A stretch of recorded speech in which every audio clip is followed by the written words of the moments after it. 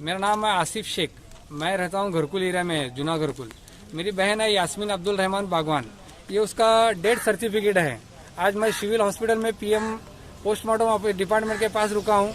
ये मेरी बहन जो अच्छी खासी चलती फिरती, जो सिर्फ 5 दिन पहले बीमार थी, जिसने लोगों को अच्छा बात करती थी, मुझसे बात करती, सबसे बात करती थी, लेकिन जरा तकलीफ हो रही करके हम क्या करें, वहाँ के लोकल डॉक्टर को दिखाए। वहाँ से हम करकमकर दवाखाने में गए।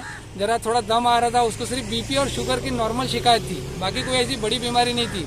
या सोलापुर छोड़ के कहीं वो बाहर नहीं गई, या पूना मुंबई नहीं है, हमारे घर में कोई पूना मुंबई का भी व्यक्ति आया नहीं।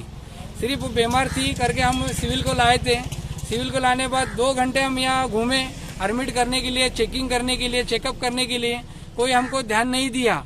फिर 2 घंटे के बाद हमने वो रिपोर्ट के हिसाब से मुलाकात हुई डॉक्टर से।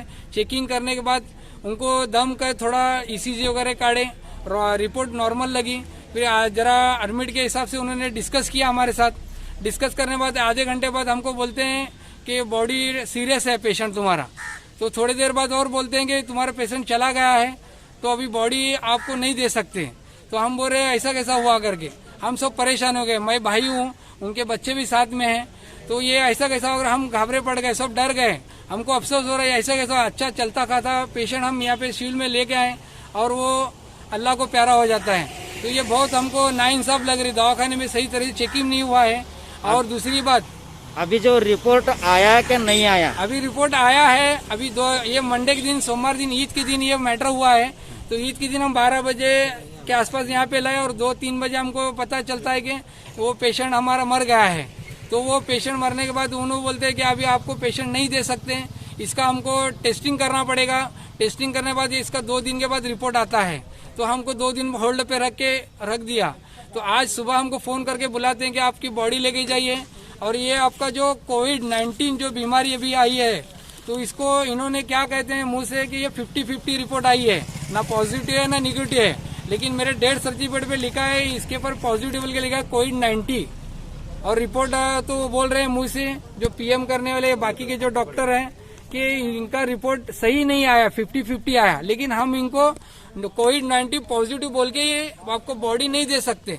और हमारे हिसाब से जो महानगर पालिका के हिसाब से, रूल के हिसाब से हम बॉडी कफन दफन जो भी करेंगे, तो वो हिसाब से हमको ये कहना है कि हमारा पेशेंट कहीं गया नहीं या हम भी नहीं गए। तो इतनी बड़ी बीमारी जो है फैल रही मार्केट में, हम देख रहे हैं। सही बात है, आपका एहतियात है, लेकिन हमको हमारा पेशेंट को ये बीमारी हुई कैसे, तो इसका हमको रिपोर्ट चाहिए। ये सही रिपोर्ट हमको देंगे तो हम वो चीज को एक्सेप्ट करेंगे। ना आप बोल रहे मुंह से, तो क्या फायदा। इसकी ये कोविड-19 बीमारी की वजह से हमको सब पूरे गांव वाले, हमारे गली वाले एक अलग नजर से देख रहे हैं। और हमको हमारे पेशेंट से जो हमारे दीन के तौर पे जो हम मौत मट्टी करते हैं वो करने के लिए हमको नसीब नहीं हो रहे। हमारे बहन का हमको चेहरा देखने नसीब नहीं हो रहा है। तो इसके बारे में हमको प्रशासन से डिमांड है कि हमको सुविधा करें। यह जो बहुत से लोगों का, मैं भी कैसे सुन रहा हूँ कि आ रहा है पेशेंट अच्छा, लेकिन जा रहा है स्टेशन पर जो मृत्यु हो रहा है। कुछ लोग डर के मर रहे हैं, कुछ बीमारी के खौफ से मर रहे हैं, ठीक है, लेकिन हर एक को कोरोना हुआ, ये आप रिपोर्ट दीजिए जिससे हमको भी समाधान हो। लोग हमको पूछने वाले हैं, हमको किसी को दिखाना नहीं है, लेकिन हमको हमारे पेशेंट जो गया नहीं, कहीं मिला, किसी को कांटेक्ट में नहीं आया, फिर उसको कोविड हुआ कैसे, तो इसका रिपोर्ट हमको मिलना। और ये चैनल के माध्यम से हम यही चाहते हैं कि किसी को तकलीफ ना होना। जो अब हम 3 दिन से परेशान है, जो हमने खाना नहीं किया, हमारा पेशेंट यहाँ है, हम सब लोग परेशान है।